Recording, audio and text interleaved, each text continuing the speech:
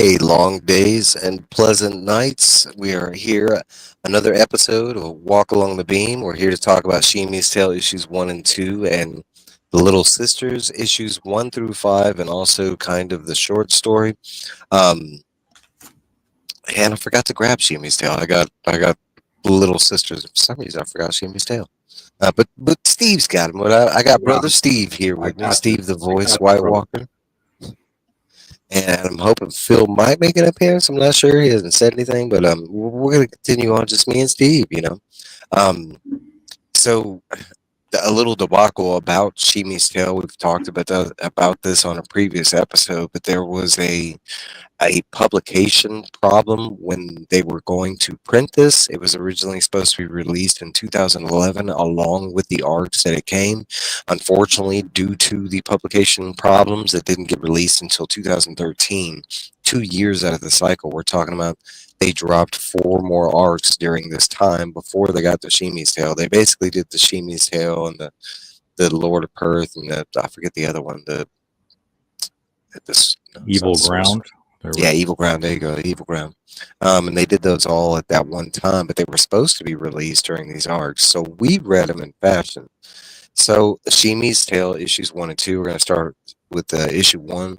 Starts with a quote from Dark Tower 7, the book, specifically page 296. We jump far into the future. Shimi is at the Devortor, Blue Haven, with Ted and the other breakers, casually catching the new reader up to speed with a loose explanation. Sheemie is told all this by Danny, a fellow breaker, shown that the breakers are killing the beams. Sheemie is also visited by the beams. He decides to stop, tells himself and Roland a story to distract the guards and himself from knowing he isn't breaking anymore. It's called Sheemie's Tale. It starts with the birth of Sheemie. His mother was Dolores. She dies giving birth to Sheemie, born in the bar, um, which we eventually meet him in. Um, Sheemie believes Stanley is his father, which he is. Dolores Sheemer, which is her full name, that's where Sheemie comes from, is her last name, had worked in Hambry as a working girl. From here, we loosely follow events from Wizard and Glass, the comics, and end in Thunderclap, all shown through Sheemie's view. Once Walter takes Sheemie to Blue Haven, he uses his psychic powers and escapes, and that's where this issue leaves off. I'm gonna say hi to people as they drop in. But we got brother Trev. What's going on, Trev? Thanks for stopping yeah. by. And My brother brother Dope. Trick. What's Dope. up, Dope? How you doing, Dope? Dope comic. Um, in the back of this tale, we have the origin of Sheemie's Tale, and it's basically Robin explains the same thing that most readers will agree with, that they wanted this story told, kind of thing. Sheemie and what happened during the gap between books 1, 4, and 7, because that's where he makes his appearance throughout the real novels. Um, with the Will and Stephen King's approval, we got Sheemie's Tale. Also, thanks to Richard Eisenoff, who was the inspiration of how we got the visuals for Sheemie's Tale. It was originally supposed to be done in like a third person perspective, and he kind of did it in this kind of preschool first person perspective, which I love. I thought that was great. Um, we get to issue 2. Sheemie escapes from Blue Haven on top of a boomboat horse. No, not a boomboat, a doombot. I wrote that wrong. Doombot. Yeah. What's up, One of Brian? the one Thanks of for the stopping by. the Doombot horse is the one that was headless. Yeah, and this is just headless, and he animates it with his psychic magic. But while being pursued by guards, he falls into the Devil's Arse, which is a massive river next to the Devortar. In the water, Shimi is greeted by gods of the old from the Prim, shown the origin of the Dark Tower. The monsters also want to use Shimi to break the beams for their own specific reasons. Shimi fights the old gods and is released. The beams eventually save Shimi from drowning, but is captured by Walter ultimately and taken back to prison, where we find him in book 7. Yes, and you should know that river next to Blue Haven was called the Devil's Ass. Ars. The Devil's Um, Arse. But we find out that there's like a massive, like, it wasn't just one creature that's down there. It's like many of the old gods, but it's one god specifically that is talking to Sheemie down there. After that, we get the Dark Tower as Access Monday. Robin talks about the Dark Tower and it being the center of Stephen King's known universe, which at this point, uh, most of us know, and constant readers, we know. So I got a couple questions from Sheemie's Tale. My first question of the night goes for jumping so far into the future. It goes from, I mean, at this point in the comic book series, we are at the Gunslinger, and she jumps all the way to the Dark Tower, book 7. During this ongoing series, why and for what purpose? Why, we just read Sheemie's Tale, and as I'm reading it, I'm like, why are we jumping all the way to the Devor Tar? And I'm expecting it for some explanation on why we're there, besides Sheemie meeting the beams, which she does in the book, and I think like him meeting the beams at this point kind of muddles him meeting the beams in the book because he wasn't aware that they were the beams, kind of thing. He just saw it as a child that was talking to him, a child that was being beaten by everything. Right. What are your thoughts on that? Like, why did we jump all the way to book 7 during the Gunslinger to see? I think they're trying to explain how he was around in Roland's like old age, like it was a century or so later. I think they needed to explain like how Sheemie got to that place because that was never really explained in the books. That all of a sudden Roland runs into this kid that should be by all rights dead for centuries, and here he is alive and working and breaking the beams. So it's I think that's It was Walter's doing, right, that brought him there. So I think that's exactly what this is and exactly what I was looking for, and what I want now is during this time that we didn't have the explanation, right? What were your thoughts? How did you think Sheemie had ended up there? And I'll tell you my thoughts because I had an explanation for this. yeah, I didn't really, when I was reading the books and all of a sudden Sheemie's there, I'm like, how the hell did he get here? Yeah, I had to try to use my imagination, but I don't think I really thought too much about it or dug into it. I figured that somewhere along the lines they would give us an explanation, but they never did. I mean, No, Roland never really sat down with Sheemie and had a long conversation, or if he did, we weren't privy to what that right. information was, like how he was to arrive there. Honestly, I don't think Roland even his thoughts went into that. I'm not saying like, Roland was an asshole and was like, yeah, I don't want to hear how you got here, but I mean, we're talking about pressing matters. We were at the end of the, right there at the goal kind of thing. So Yeah. I'm pretty sure Roland's mind was busy. Okay, but my explanation was always like it related to Hearts of Atlantis with how Ted Brannigan made it there, and him being captured by the Lowmen, and during the story, not once but twice he got captured by the Lowmen, and how they were like during Hearts of Atlantis they were flipping through different realities trying to catch Ted because he was evading them and stuff. Yeah, During he that kept going time, to alternate universes and alternate. Yeah, and was he then going through alternate times though too? Yeah, actually, I guess he was, wasn't he? Not just uh, alternate universes, but probably springing back and forth through time. I want to say yes because and he wrote this right before, but then we got Callahan's part in book 5, right? And his whole tale of how he was flip flopping back and forth between like you could say the territories, mid-world, and maybe Yeah, like yeah, his yeah, Earth or whatever. yeah, So I want to say like my explanation behind this was always something Lowman related, like somehow Sheemie was flipping through, either mid-world territories or Earth, and during that time got captured by the Lowman and was taken. And at that time, this is before it was revealed that like Sheemie had all these like massive psychic powers and stuff like that. So I'm just assuming it was like the Sheemie that we had met during, Wizard and Glass and Toll kind of thing, where yeah, yeah. he wasn't really that capable kind of thing. So, I mean, it wouldn't have been that hard of a catch. But, I mean, this explanation doesn't ruin things for me. It makes it more No, like magical and not more, I would say Stephen King-ish, with Walter catching him. And I like um, how you followed the breadcrumbs like that. That's actually pretty cool. That I, works. Well, it's funny with the Hearts of Atlantis because they use the pet posters, and they did it with Callahan too. Yeah, yeah, And during Hearts of Atlantis, they do mention Sheemie. And he's one of the like Easter eggs that he was on the pet posters. So that they kind of led me to believe that they were looking for certain specific breakers, like their psychic aura was strong enough that it alerted, the Crimson King, and yeah. he was like, "Go find these people," kind of thing. And they could sniff them out through all the different universes and kind of trail them. They could I never was. pinpoint them exactly, but they could always get real Mhm. close.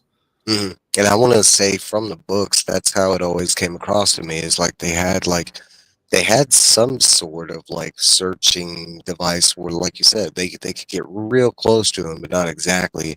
It was based on their like involvements in reality and how they is what got them caught. It was like Right. Callahan going back to the kind of thing.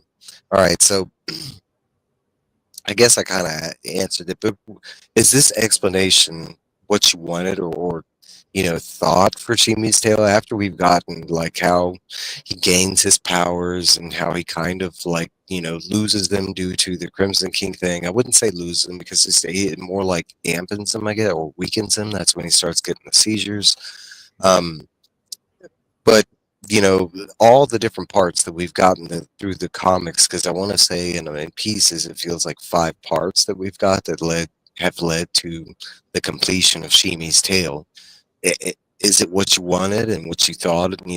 Is what you kind of, do you like it now that you have all the parts? Does it fit in with the novels kind of thing? Yeah, it does. It fits neatly, especially with how he got his powers enhanced by that janky robot who was all messed up. So they might not have done it right in the first place to get him the power. So that's why they faltered and then it ultimately killed him at the end. Actually, something else killed him, but he was on his way to his own seizure anyway. And the fact that he wasn't in the high in the brain power anyway, and he was himself faulty too. So between the two of them, that was enough to cause him to break down. But I like how they kind of bridged all that. I did too. I really enjoyed the like how he got his powers with it, because it could have been Yeah, so that was simple good. as to say that he was just born with them and they just manifested over time.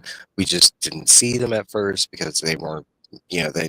I mean, there could have been, a way less imaginative way to explain how we got Sheemie in book one versus like Sheemie in book seven kind of thing. So I really did appreciate the fantastical sci-fi and amazing things she put in there. What's up, Yeah. Christina? Thanks for And stopping Stephen by. King set himself up to make like hundreds of side story books. Like Christ, he could have had one just on Shimi and his whole journey from Magus all the way to Gilead. Like, my God, that would be an entire series unto itself. It always kind of felt that way for me, and I always go back to King Arthur. It's the way King Arthur was set up. He had this main quest set, the Holy Grail, but all his other knights were on like separate quests, Yeah. doing separate things. Trying It to get little kind. pieces.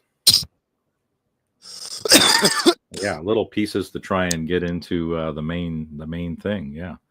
So I mean, he set himself up beautifully for that. He just never really made any other books. Well, he kind of has, right? It's Well, he just he hasn't has, done a but lot of them because we got not Talisman and specifically Black on this. House. We got.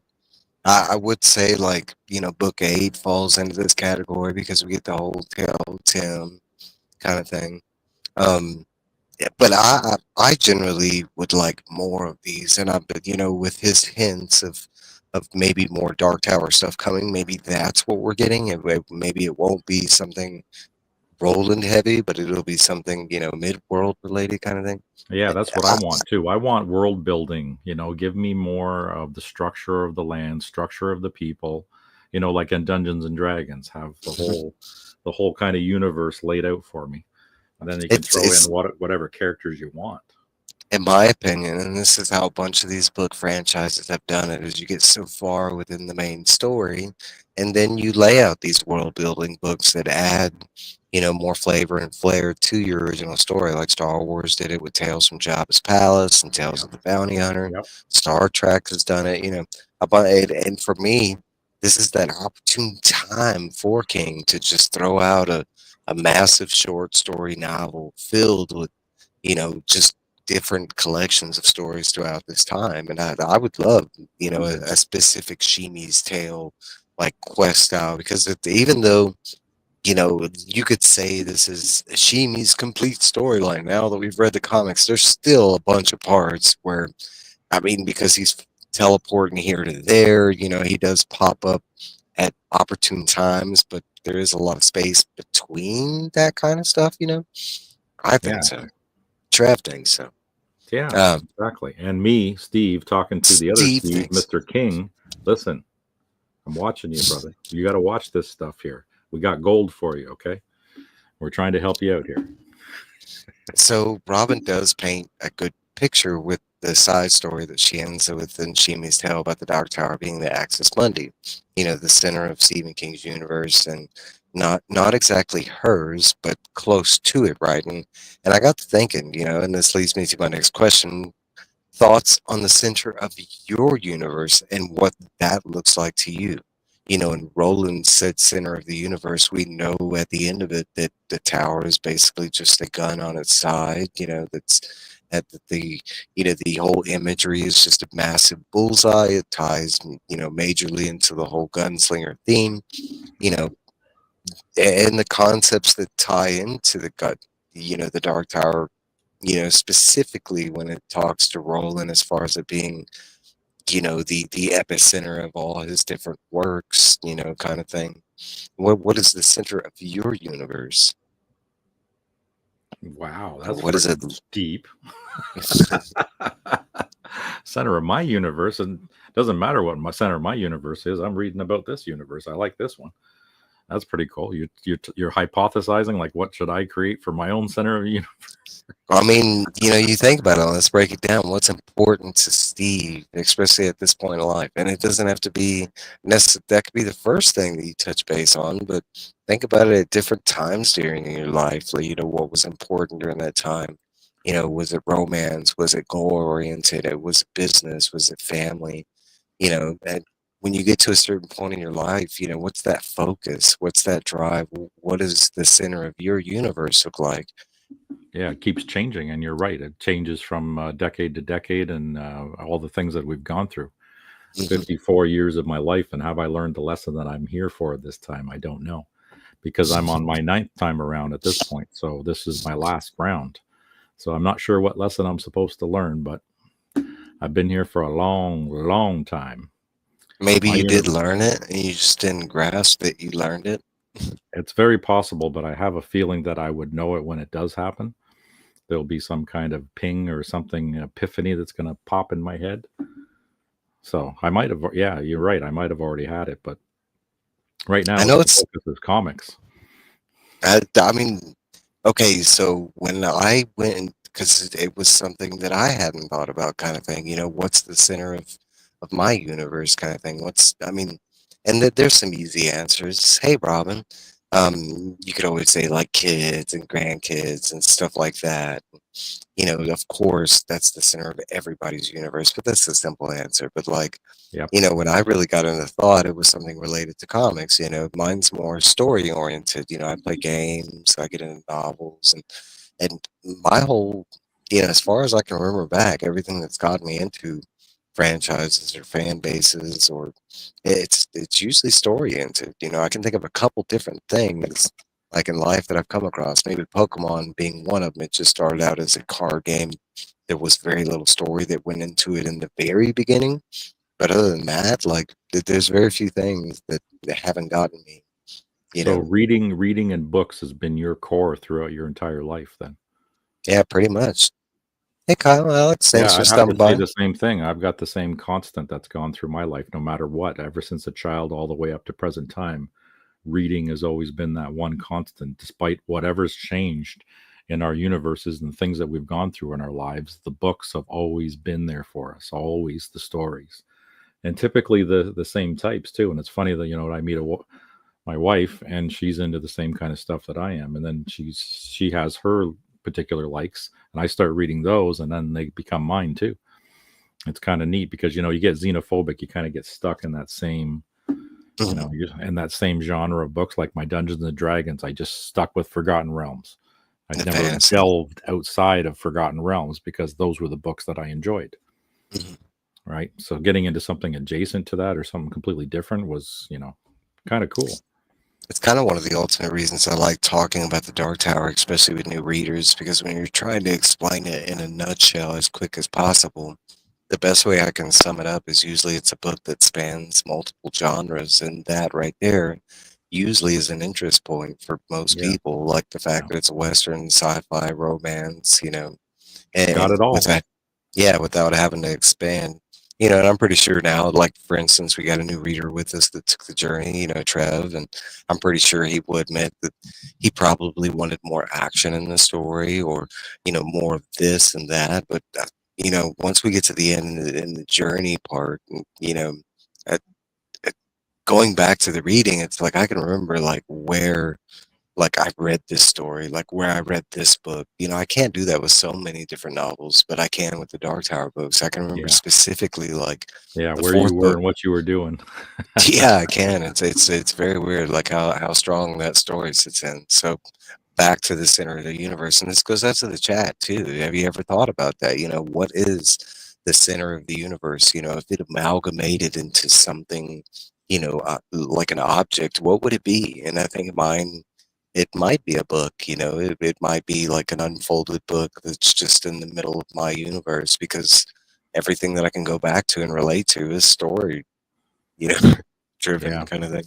Lately, a lot of mine has also been meeting the creators and getting the signatures on the book. That's been a new center for me now. Talking I with the was creators and figuring out, what their likes are too. Because I stand there and I'll ask them bloody questions, and they love to talk about this stuff once you hit that right question. So that's an awesome thing to do. I want to say that's been something that I've been getting into myself, and maybe it's a little more adultish when this happens. I don't know because it didn't, many people that I've run into, it's the same thing where it's like we fell in love with the stories, the art, and we weren't really so struck on who was drawing it or who was writing it at the time, kind of thing. As I've gotten older, it's more of appreciation of the especially with comics, the letterer, the inkers. You notice the Yeah, degrees that yeah. go into it, kind of thing. The color alone too, like the thing that makes it alive. Because one thing doing the pencils, but once somebody puts that color palette to it, holy crap, that like completely changes it. Especially when you see these sketch covers and you see the original art without color, and then you can kind of try to imagine, like, holy crap, what a task that is to come up with the colors for something. Sheemie's Tale is actually a really good standpoint for this because when you go, every book in this arc has sketchbooks, but when you go back to, Sheemie's Tale and you look at the original art versus what you have in the comics, the Mhm. colors pop so much, and there's so much life in the colors and the inks that they put in. It's such a drastic change. It was one of the biggest ones where I noticed a major change, like as far as what's on page and what we got in the end, kind of thing. And what I like about this one too is that the artist used his son as a muse for that very image. So what he did is he put his son onto a chair and had his sister hold his feet up like that and had him pose like this so that he could draw it. And he took pictures of him in that position, and then he drew this, and then he made Sheemie out of it. So his son was tickled pink that he got to be on the cover of a comic book.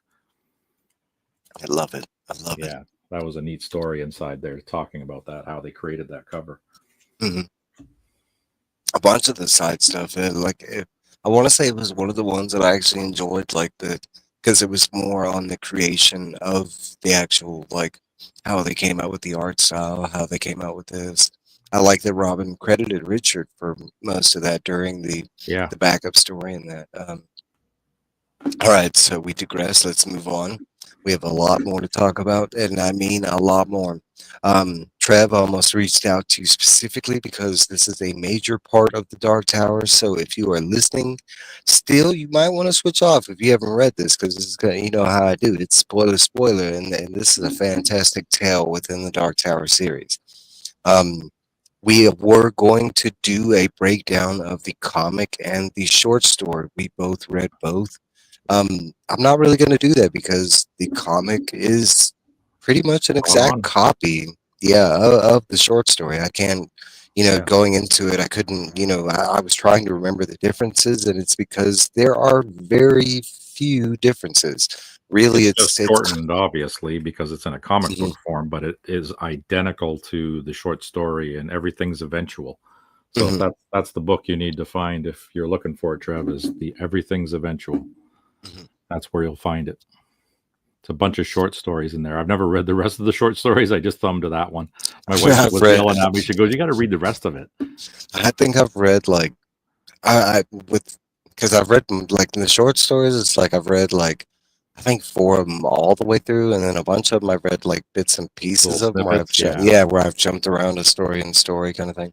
Yeah. Okay, so let's see. First, the first. No, no, I don't know what you mean, Rob. All right, That's the first short it's story. very, very. Short. Yeah, I know. That's unusual for Stephen King, who usually typically runs on and you can't shut him the hell up. So for Oh, him to make a I see short what you're story saying. is incredible.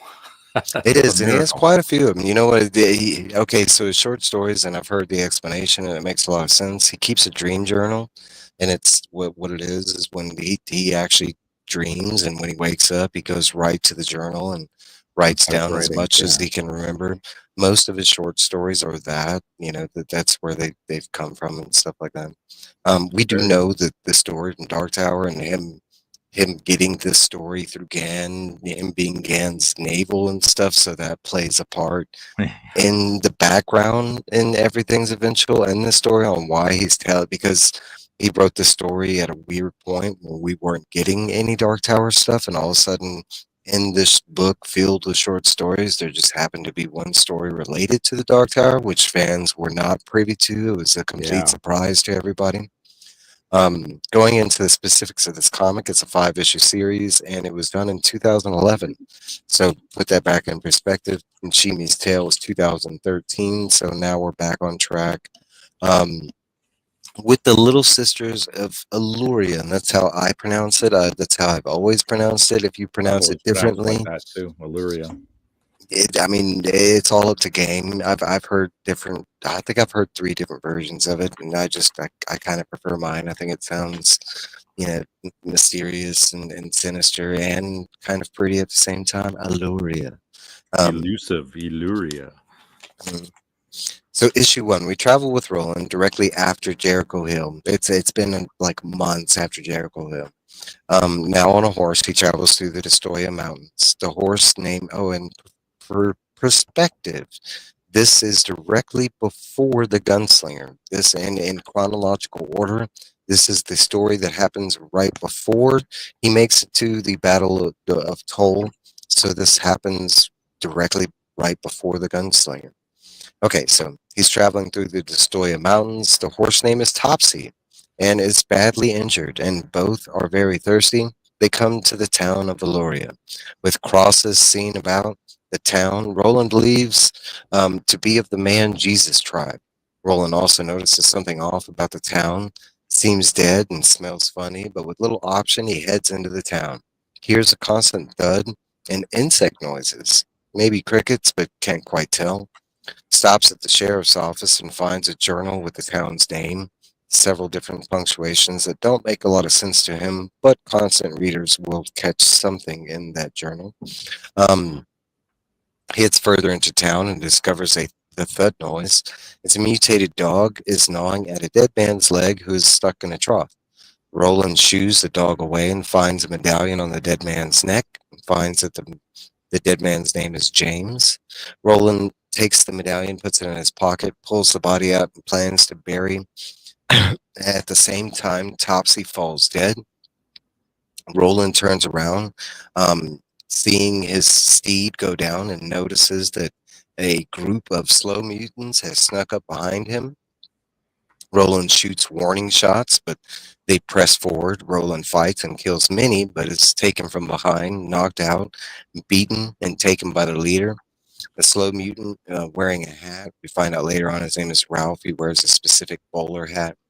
Um, Takes Roland to some mutants in nun's clothing I didn't write this in my bio, but they do have the sickle of the rose on their chest. And the sickle of the rose is always like a very blessed thing.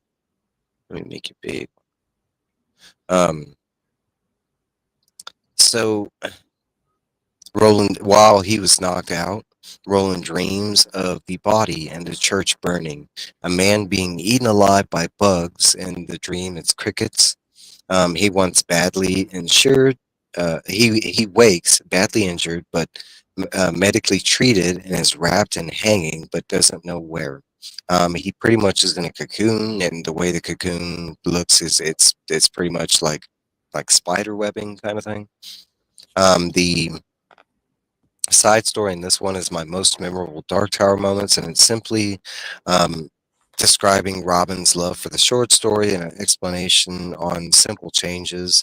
It says her version of the story can be compared to Jesus and his crucifixion thing, which I don't know if I got that through any of this. Like, even though she states that, did you get that? Like, this is supposed to be like a metaphor for Jesus's crucifixion Yeah, run. I never got that from this. Yeah, I didn't get that. I do have some questions right here. And okay, so let it be known that there, once this story comes up and people talk about it, because I have talked to quite a bit of people and watched breakdowns and stuff like that, that there's some common questions come up. Um, so with Roland at a young age and fatigue, does this ambush sit well with you? And this is kind of one of the biggest questions between fans and this story is the way Roland is taken in the story. In the short story, of course, with the comic, we have full art. With the short story, it's pretty much like these slow mutants sneak up on him. He kind of shoots out some warning shots. He kind of talks to him, and then basically they proceed moving forward. He does kill a couple to demonstrate, his warning, and then basically one sneaks up behind him and kind of beats the hell out of him. Um, does this sit well with you, especially with the role and we know the time where it is? It doesn't sit well with me, but at the same time, it does because you see at the beginning of the story, he's road weary. He's gone through the fight of his life. He's lost all his people. His horse is about done in. He gets into this town, and he's even off guard. So I think this is how they managed to take him because he's probably at his lowest point right now. Yes, he's a gunslinger. Yes, he's got all those skills, but I think he's just been beat down so much here. It's not like when he was in Tull. Like it seems like Tull, he was more, he was revitalized at that town. He had a woman, he had a place to eat, so he was So, able to take down those people easily. But in this case here, he was beat down already pretty good. So like he made a good account of himself because he did wipe out a lot of them before he got taken down, and it was about just a 50, sucker punch, about right? about 50. He does take a. I make it sound like it was real quick, but he does take out about 50 slow mutants. Yeah, And in the short story, this boy gets effed up. They cut into his calf. He gets knocked out not once but twice, and the second blow actually cleaves into his skull. yep. He actually has lacerations all over his body because they were just coming at him with clubs and knives, and the fish hook is what got his calf or whatever. But okay, so to put it in time perspective, after this point, once we get to the end of this tale, Toll is a month after this. Yeah, For me, and I know a lot of fans, it never sits well that this is the gunslinger that we know from Toll. Like and I want to agree with you the way it's set up. Yes, he's fatigued. He's kind of at the end of his line. He doesn't have any provisions. The horse is already half dead, kind of thing. yeah. The other thing he didn't focus on is he's just lost all his quartet. He not only that, but he lost his land. Like, he was demoted from being the den of He lost the he, war, right? mhm. So he's demoralized. So demoralization can do a hell of a lot to you, even with all that bloody training. Okay, so within I want to say that's the only part of this where I can say that this feels like the crucifixion of Jesus Christ, because I don't believe that like they took him so easily, and I never have. The way I see it is kind of a martyr thing where he wants to be beaten because Oh, we're talking about they slow. didn't take he didn't get taken easily. Like he freaking fought like hell. He's one guy against hundreds and hundreds of slow mutants. Like it's amazing that he survived that long. One gunslinger, Jesus. We saw what happened with his quartet getting wiped out by Farson's men, right? Mhm. He's only mortal after all, right? So we kind of put him on this freaking pedestal where he's can do no wrong. But remember, he's like an anti-hero. Now his new focus is getting revenge on Walter and getting to the tower. Mhm. I want to That's say all the that most matters. iffy part about this whole situation is like one, how Roland knows it's off from the beginning. Like it's signs that he spotted. He's not so big on it being a man Jesus town kind of thing. Not only that, but the way he's presented with the slow mutants. And again, this is not a Robin Force story. This is a Stephen King genuine part Yeah, of the Dark this is Tower his cycle. story.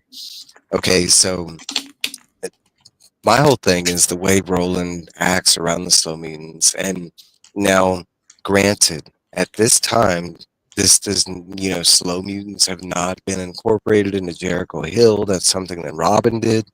But okay, we just came from Jericho Hill, and my people just got killed by Farson's people and some slow mutants. Yeah, I would have had like extra aggression towards the slow mutants, like and his whole like doing the warning shots and stuff like that.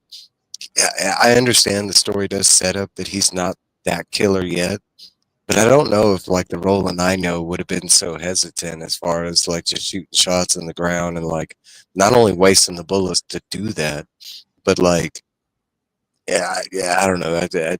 There's some holes and some questions in this story. It's one of the reasons I've been like waiting to talk about the story. It's such a fantastic story.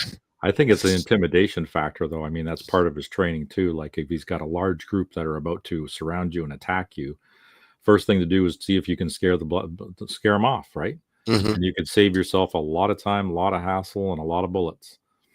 I So agree, that's first and foremost. Give them the warning and say, "Look, I'm going to kill your asses," and I whether they're want to say, slow mutants or normal people or whatever. He's giving them the benefit of the doubt. That's again part and of I, his diplomatic training, I would guess. and I do want to say that he is a little disgruntled himself, and he mentions it quite like several times during the story, especially right before he knocks out and into his dream. And we'll get there in a second, but because appearance of the slow mutants we've known before now don't wear clothes, don't really use a lot of tools, Don't have a lot of like intelligence, right? They're no, more and animal than anything. and these do like they are wearing clothes, they are using not They've taken just over the thing, town basically. Is yeah, they've yeah. pilfered the town and they're using the town like they would as if the normal people were living there. And we don't know it at this time because they don't speak per se besides boo. Boo is the only Yeah. thing that's uttered at this time. It's when the slow mutant, the two-headed slow mutant that sneaks up behind him, he utters boo right before he, clubs Roland. But we're talking about the intelligence. We do know the intelligence there because we get the whole scene later on about the backy and the Yeah, um. yeah. The whiskey and the backy. Mhm.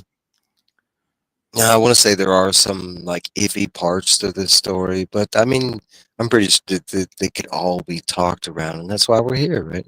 Yeah. Plus, So the that one slow mutant knows how to ride a horse too, right? So he knew how to saddle it and ride it because he was dragging rolling through the dirt before the little sisters maintain showed them. up. Yeah, and the little sisters showed up, and then they wanted him, right? Because he They traded also them mentioned for something later on that the only reason that Roland was like kept alive is because of how badly they pissed him off. yeah. If he wouldn't have fought so valiantly, they just would have outright killed him, kind of thing. Yep.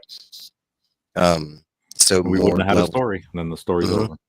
At least more in this point of levels growth. of the intelligence. Yeah. Um, So I got a good question, and I hope Trav's still here for this one because hearing this, all right. So, well, why does Roland fit most or best in a Western setting?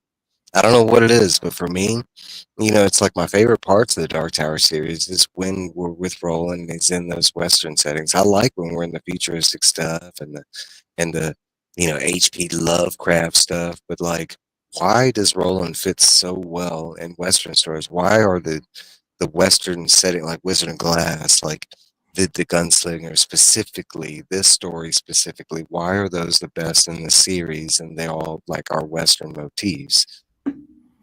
Why? Because that's the way he was written. That's Stephen King. He wrote it that way. And yeah, he seems to suit that very well. But you know what? It's funny that he can basically pivot to fit pretty much Mhm.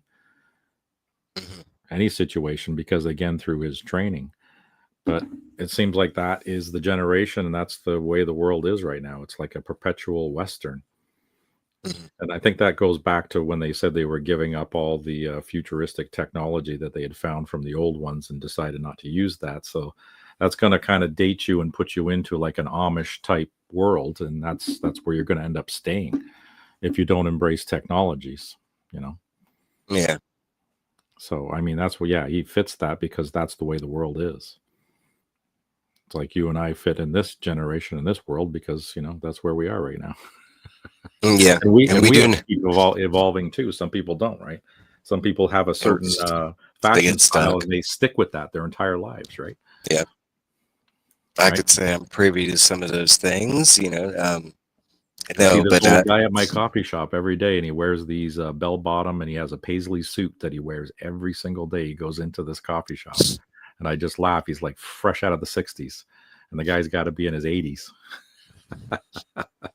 and we do know that Roland doesn't have that problem with technology, but he does stay away from it kind of thing. When he can, he sticks to that more traditional way of living kind of thing. Plus, he Um, knows in his world, technology is basically death every single time, no matter what. So, like, it's always been bad. Me too. Those are people Yeah. you can count on, constants. It's the others, the ones that switch it up, flip flop. Hmm. All right, so I guess we did that one. I was going to ask, Roland knows the town is an ambush, but continues, explain your thoughts and why. But I think we kind of covered that with, it's more like fatigue. I believe it's a little bit of like hell-bentness. It's more like he's failed, and needs to, atone for some kind of things. It's also Yeah. like, He's he looking for a also, good death. You're right. He's looking for a good death at this point, right? I want to say it's also like, quest oriented because he knows that this town is on the path and he has to proceed through this town to find whatever, and it does lead him to the town of Toll shortly after this. So, I mean, it's not like it's a, deviation from the path. We don't know if he's on the beam. Um, Yeah. And here's a good question for you. Do you think like he's really thinking about Ka at this point in time? Or is this he like did. pre before he's really into Ka and this is like his path that he's supposed to be taking? Well, they do like ring it in the in the later part of the story, and we'll get there. But I want to say there's not a lot of Kaw talk in the beginning of the story. I want to say it's once we get to the lighter parts of the story, that's when Kaw kind of comes back, and maybe that's a reflection of real life and how most people treat religion, and like the during good times, they don't really commune or talk to said gods, but during those bad times, hey, You're praying to Jesus, please knuckle yeah, like, down. where are you? I need Yeah. you, You have please. forsaken me. Yeah, they're always begging for help. And we do know that this story has a lot of like, I want to say Christian undertones, especially Western Hemisphere undertone. Man, Jesus. Yes, so I want to say that that plays a part into it on both sides. Roland going into this town, partly beating himself up, and then it actually being, having religious ties. What's the coincidence? It's not. It's Ka, baby. Um, all right, so let's move on to our next part. So we get issue 2, and Roland wakes medically wrapped but still badly injured. He wakes to find a sister who checks on him, explains he is okay and safe, and she notices that Roland is wearing the holy pendant now that he found on the dead body outside. She tries to take it off him, and it appears to hurt her. She leaves. Roland passes. Let me make it big real quick while I'm doing the story. Yep. Um, Roland passes in and out of consciousness, but notices the younger sister watching him. After one of the visits, she is found by the other sisters, and we learn her name is Jenna. They make fun of of the extra attention she shows Roland. The big sisters leave with a warning for Jenna to not follow the sacrifice of her mother. They head to another room and feed on a man. We specifically see it in the scene. It's not really known in the short story, but because we are reading the book, it's a little different. But at this point, it's full on like known that these are like type 3 vampires. Like they are the worst type of Stephen King vampires. They have all of vampire traits. They can fly. They can turn into mist. They can teleport. They have strong, strong, strong glamours. Not the strongest we've seen, but they do have like massive psychic powers.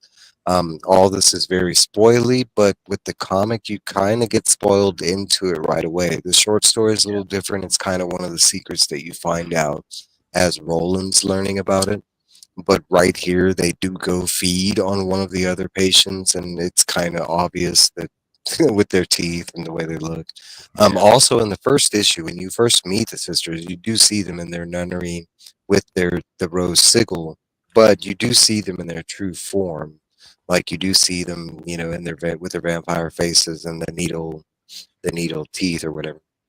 Um, so Roland wakes, finding James now alive in the bed next to him, believes him to be hallucinating, due to the pain and stuff. He also sees a very old man strewn up in spider webs with several broken legs, his legs moving but not moving through infliction. We'll learn later on what that's about. Roland passes out and wakes up with the little sister of Eluria standing over him. Mary, this time, the big sister, asks him to take off his holy pendant. Roland refuses. They leave and allow Jenna to tend to Roland. Roland learns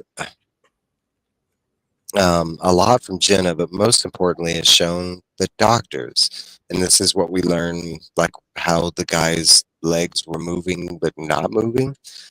It's because the doctors are the Tam. They are these little cricket spider looking bugs, but they're actually good in this story. They are healers. They have like a very limited range of how they can heal. They basically can heal like physical wounds as far as like organs and stuff like that. Not so much. Like when your heart's messed up, they can't do anything there. But if your leg falls off, they can, reattach it kind of thing.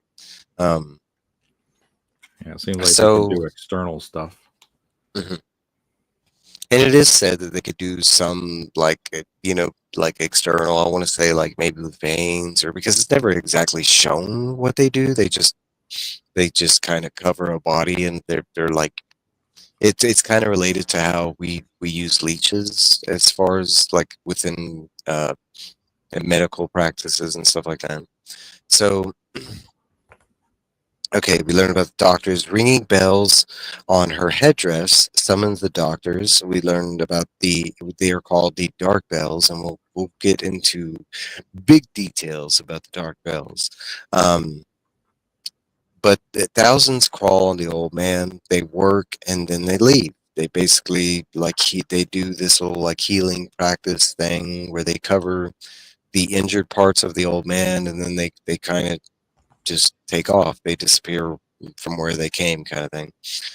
Jenna is called away, but explains she knows that he found the pendant, and to keep the doctor secret, very secret. They're not allowed to talk about the doctors, kind of thing. If they learn Roland knows about the doctors, it's kind of like instant death, kind of thing. Roland dreams and wakes to another sister tending to him. Roland asks about Jenna and is told she is being um, basically punished in the thoughtful house. They call it something else, like reprimanded or something like that. But basically, we find out she's getting like lashed. Um, Jenna is told she's I read that. The sister demands proof of Roland being the boy's brother, and we learn he is a twin named John Norris who keeps the lie going. So it might have been a little confusing, but we meet this dead boy outside in the town. His name is James. That's where Roland gets this pendant. Inside, when he wakes up, he sees the same boy next to him, and we find out that they're twins, not identical, but they are twins, and Yep. the boy outside is his brother, and the boy inside, so John, the brother, does keep up with the lie that Roland is Jesse because he's wearing the pendant. The sisters believe him to be Jesse because he's wearing the pendant. The Little Sisters of Eluria and the Language of the Unformed is the short story in the back. Robin goes into detail of language that's used in Little Sisters and a bunch of other Stephen King stories, and basically how it connects to three other famous Stephen King novels, Desperation, specifically the demon god Tok, which we have not gone into detail on our path, but very well known by me and constant readers. Um, Tok has the language of the uninformed. It's used throughout Desperation. It pops up in the Stand. It pops up in the Dark Tower. Um, Yeah, I like that. all right, and both tales take place in the Destoya Mountains. Desperation takes place in the Destoya Mountains along with the Little Sisters of, and the Destoya Mountains is also a real place within on Earth. It's in Nevada, and incidentally, all three places in the story Desperation and the story of Little Sisters of Eluria and in real life, the Destoya Mountains are actually radiated. It's not something that Stephen King made up or whatever. It is an actual fact.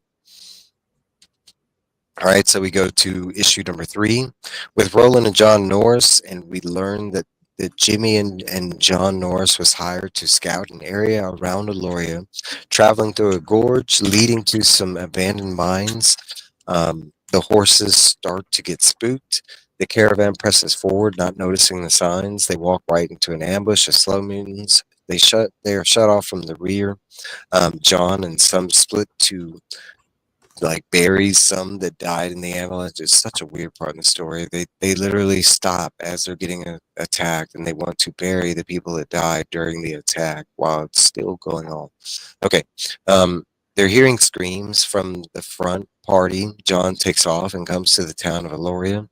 Jimmy and the front party are being massacred by the slow mutants. We see Jimmy get his head bashed in and he drowns in the trough.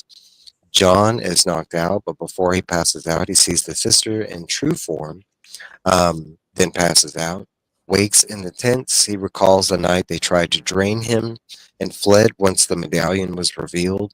While listening, Roland was eating, and the food that they are serving him is a soup that is laced and paralyzes him. Roland and John fall asleep. Jenna comes to Roland during the night, promising to help. Leaves these herbs called needle heeds. It's an herb to regain strength, and a note saying, "Plan on escape happening tomorrow night." Okay, now finally, 4 arcs, and I don't know how many issues. We finally get a genuine short story. We get The Dark Bells, written by Robin Forth. We get Robin's fascination with the sisters' dark bells, which led to this origin story. She had to ask specifically to Mr. King. We get the approval to talk about this. And that's how we got the short story. So we got Dark Bells Part 1. During the time of Eld, 2 miners are digging deep and illegally for gold. Being driven by something, Jesse and Vaughn find gold, and I'm gonna put that in parentheses. They don't really find gold, um, and the tunnel collapses around them. They are found by a station gunslinger who turns out to be Bertrand Allgood. That lets us know that this story is way in the past. It's during the times of Arthur Eld. So Bertrand is talking to the sisters, the human sisters that at this point are truly our hero, our healers. They're not vampires at this time. This is their origin story kind of thing. Um, they are led by Sister Alejandra, who is young and newly in charge due to the death of one of her sisters. And she was appointed kind of mysteriously, kind of thing. We learn her second sister down, Mary, the older of the sisters, holds a grudge towards Alejandra because she was appointed in such a young fashion. During the night, Sister Tamara reveals to Sister Mary that the boys have found a temple in the mines. In the temple, it's shown to be disturbing. but houses statues of the Beam Guardians, but with scorpions in each of the Guardians' mouth. Mary finds an eye between the bear and the elephant statues staring at her, and that's where this one leaves off. Um, So for context, this yeah, I did mention that this is a story that takes place a long, long time ago. I Hmm. haven't mentioned this earlier, but this is the same sisters that we do meet, minus Jenna. Jenna is not a part of the story, but for context, we have Mary, Tamara, Coquina, Alejandra, Michelin, and Luis are the main sisters, and they are the same sisters who are talked about in this side story. Yep. Steve, what did you think about getting a true, genuine side story finally? That was beautiful because it really explained where these sisters came from. It was their origin story, that it was a demon that gave them the powers to be these vampires, these types. So, which probably makes them even more powerful because it kind of reminds me of the Ravenclaw Croft story, I Strad, about how Strad von Zarovich got to become a vampire. It was from death himself gave him those Yeah, powers. He wasn't bitten by somebody else. He's the OG man. Just like mm, these sisters got their powers through the demon. I So, got from well, talk, at baby. least the first one did. I don't know. I think the other ones, did they bring them all in there to receive it, or did she So we eat never, them to make them into vampires? So I so think Mary's that she's the main one, right? we do never get that in context. Like we don't know. We do know how Mary gets her powers, and that's second part. But we are never shown how the other sisters return. But I want to assume the context of the story, it's kind of like Mary took them down one by one and had the same ceremony performed. Because it Right. seems like in the ceremony, it's talk that's embedding these women with these powers. So, like you said, it's not exactly like he turned them into a vampire. No, it's kind of like he's made them into the first vampires kind of thing. Not Yeah, the necessarily, OGs. yeah, not necessarily the first vampires, because at this point there are vampires within the story, but you know, them not having to be turned traditionally kind of thing. Yeah, they came Oh, from the source, and then they were been around for thousands of years, so they're obviously very smart about how they do it. They move I from place to place. the genius behind this story, the setup, because as you're reading it, you're just reading about two miners. You don't know where this fits in time wise. You are told that it's a prequel story beforehand, but that could be like the sisters got turned a year before, 10 years Yeah, before, not yeah, necessarily like 10,000 years before, because that's exactly where this takes place. It's 10,000 years into the past.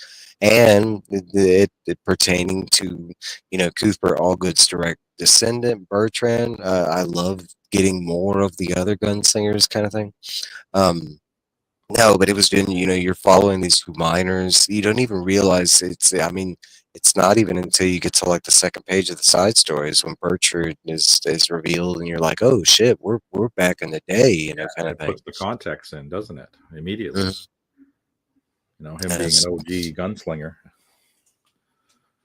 It genuinely fantastic. I want to say it was a question that I had it crossed out, and we can talk about it for a second. It, it goes back into the first time, if this was your first time reading this story, and it goes into the short story because the comic's a little different. It's revealed that they're vampires early on. In the short story, it kind of like plays on in the background. You're not sure what the bugs are, what the bells are. I haven't even touched Yeah, base on it, but there's constant bells that are heard throughout the town. At this point in the story, we do learn that the sisters actually have bells. I mean, the side story was called the Dark Bells. There is one sister that has, specifically right now, it's Mary. She has the dark, well, yeah, it's Mary, right? She has the Dark Bells. yeah, the young girl. Does Jenna have them from the beginning? Jenna has them.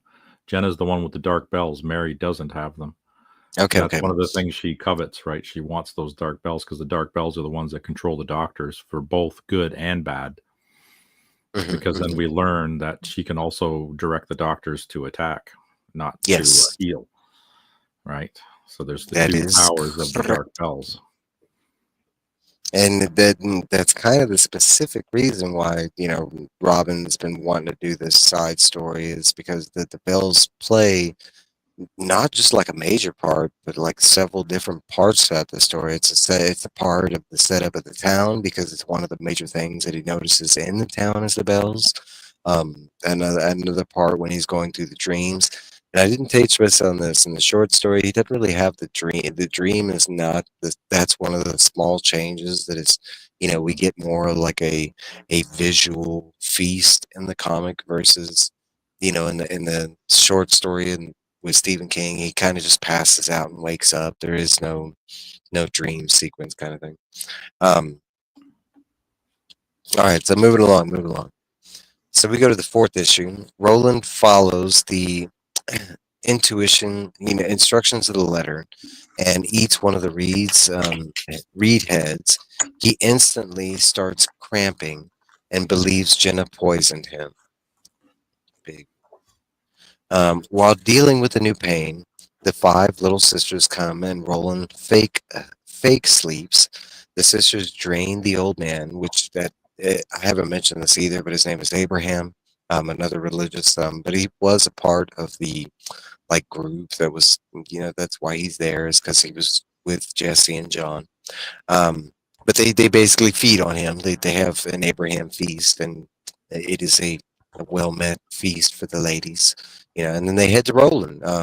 While the medallion protects his life, his body is fair game, and we see that they can come at him from a different direction. This part always catches me off guard. I think most people that are not a King fan will drone in on this because let me demonstrate what they do here. So they can't technically drain his blood, but we do find out that they can sexually pleasure him, and his fluid has, other, they have healing, and so basically they beat him off and they drank his fluid. All the sisters while they're there around him. One sister Mary does the deed, and then they all kind of they lick it off her fingers. It's such a weird scene. Um, you Well, talk about some basically straight, it's blood, so it's only one thing away from blood, so yeah. same thing. And you talk about like a straight up horror scene because at this time, Roland can't, he can't reveal that he's like fake sleeping or whatever. Even though that I don't know if they probably knew he was awake. You know what I'm saying? They're like, oh, look at him, look at him. All You can right, so hear his heartbeat change. and you can insert any jokes you want. Like I've seen Trev throwing up the water emoji. That's yeah. Um, Yep. all right, so okay, so Yep. Hmm. all right, so after that, shortly after he passes out, when he awakes, he learns he wasn't poisoned. It just kind of it's attacking the poison, so it feels like he was poisoned. Yeah. Um, but he is regaining most of his strength, but has no time due to his sister bringing him more of the food that is laced. He is forced to eat it again, so he goes slightly numb this time. Roland starts the steps of escape first by erasing the letter Jenna left him. Um, he sleeps. When he awakes, he takes the reeds again, once again, with Ralph, leader of the Slow Mutants, and this is the Slow Mutant that's wearing the bowler hat. The sisters bring him in to take off the medallion from John and Roland with the promise of whiskey and smoke. But the way he says it, Backy. yeah, whiskey and backy. Um, Wixie, and Backy. and that's the deal he makes with the sisters. They promise him whiskey and tobacco, and he's going to retrieve the medallion off the two boys because they can't physically touch it. So Ralph starts to and then demands the drink and smoke first. He gets a little too smart, claiming that they can't drink him because he's radiated and shit. He kind of realizes during he's like, well, y'all can't drink me. Um, so Mary starts to pull Roland's guns and demands he takes it off. We also learned that Mary got the guns by mistake. They were supposed to go to Ralph originally, and one of his slow mutants accidentally gave them to Mary, kind of being intimidated by the sisters, kind of thing. So the reason she has the guns is all by Caw related. Um, Ralph complies, starts to rip the sickle off of John, and feeling betrayed, um, he kind of acts first and kills John using his claw. And he kind of gashes into his neck, and like in a bloody frenzy, all Mary and the sisters, she throws down the guns, and all the sisters like commence to feed. And they can't really control themselves. Um, Ro- Ralph uses this moment to do something smart. He just hightails it the hell out of there. He's like, "Yep." um, a little bit after this, Roland basically passes out again, and remember he was laced, kind of thing. Um, he now realizes he's the only patient left.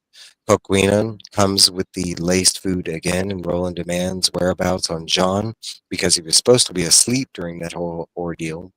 Um, uh, She claims he took off his medallion and is healed because he took off his medallion. That's what Coquina told Roland, like, "Oh, your brother took off the medallion. All of a sudden he's healed and he's running out and in the fields, and now you need to take off yours." Um, During this, Coquina finds the needleheads and is about to run and tell Mary about um, that Jen has been helping Roland, kind of thing. But Jenna appears in flannel and jeans, holding both of the guns of L aimed at Coquina. Surprisingly, the sister Roland uses the sickle and burns her face, injuring her. Jenna uses the dark bells and summons the doctor bugs, and they start to mass cover Coquina. And that's where this issue leaves off. We get the Dark Bells Part 2. Down in the temple, the light from the eye grows and eventually becomes alive and moves around Sister Mary. Mary says a prayer, and the light turns into a snake. And as she is saying the prayer, it slithers down her throat. Sister Alejandra sits with Jesse while the um, bugs work. He wakes and asks for his brother Vaughn. She tells him that he has passed on to the clearing. She gives him his mother's crucifix that she found on Vaughn's body. She kind of finds it on his like after they threw him away body, kind of thing. It drops out as they were throwing him away. Bertrand Allgood checks on Jesse. Jesse being filled with kind of angst against the gunslinger because the Jesse is into the sister Alejandra, and the way Bertrand kind of comes in there, and you know she kind of just focuses on him, kind of thing. Um, Bertrand warns Alejandra of a monster draining people of blood. Sister Tamara is taken to the shrine and shown, um, basically the same thing that Mary saw, kind of thing. Been days, and Alejandra is wondering about events and the missing sisters. The last sister left is Louise. She gives Alejandra poison food, and they basically take the dark bells from Alejandra and gives it to Mary. Dun dun dun.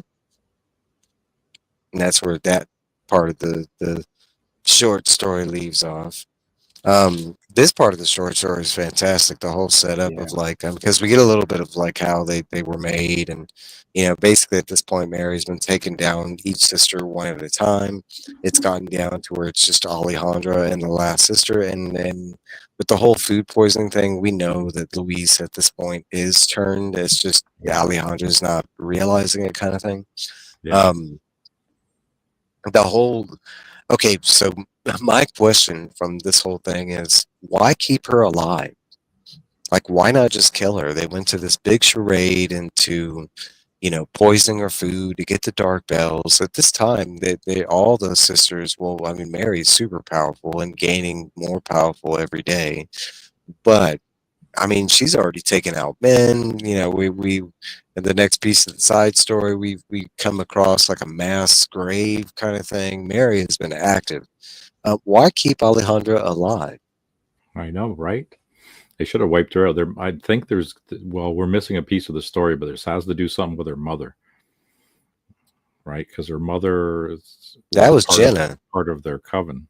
No, that was Jenna. Oh, Jenna, right? Okay, you're thinking. Okay, this one. Alejandra is just the whole. It's Oh, kind of that one's just malice. Mary just wants revenge on her ass, so she's probably going to keep her around as long as she can to just make her suffer. That's the only thing I can come to is like it's just this whole like cat and mouse, like Yeah, some fun people are game just for assholes. Mary. Yeah, I want to. I mean, because like story wise, it makes no sense to keep Alejandra alive. She does, and like, I mean, there's reason that's spoken within the story, but as far as like context of the story, it doesn't make any sense. Like, why not just kill her and take the bells, and why Now, do here's this the whole? question: Is were the doctors? Did they have the doctors around before they were turned to the vampires? Did those little they existed before, and the bells controlled them before, right? So then They even after did, they and were that's turned, and okay. that's something that we do learn that's embedded in history that even Arthur Eld knew of the sisters, and the sisters at that time did travel with the bugs, the doctors, the camtams, and they were of healing natures. But this is when the sisters were good and human, and they were specifically healers that basically went from town to town and they healed the most inflicted kind of thing. Well, that's why they needed her, because it seems like the dark bells cannot be operated by the undead. That's why the human girl who hadn't quite turned yet, she had feasted with them, but she was still partially human. She had control of the doctors. So I'm thinking it might have to do something with the vampires. They needed somebody living to use the dark bells to get their victims, right? So they were constantly probably getting somebody that they were just turning to their dark side, and then they'd have to get someone to replace them again to have those dark bells in use. I like your line of thinking because I had nothing in this. Like I had, I mean, I could say the whole like you want to burn the world, so why not just lay it out? But I do like your thinking because we do learn later on in the regular story that the sisters have control of the bugs. They're all undead. Okay, but if this is the origin story and that ties into that, I kind of like that they're using Alejandra as the last one.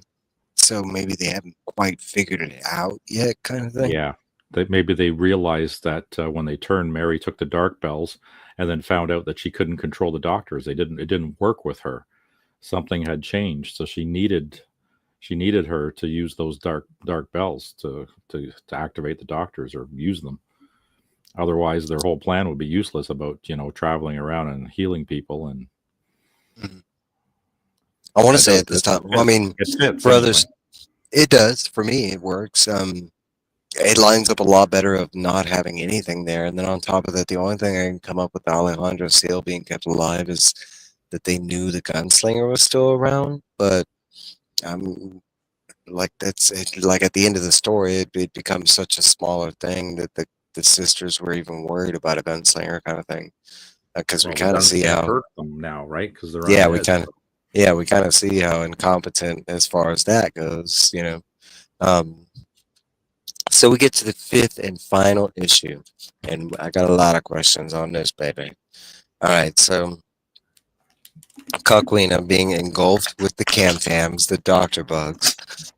Jenna checks on Roland, gives him his guns, and they head out. Roland starts to notice his surroundings have changed, and Jenna explains that with Roland knowing more of the truth, the sisters' glamours are wearing off. What once was a massive, beautiful pavilion is Yeah. now really just a single medical tent in the middle of nowhere.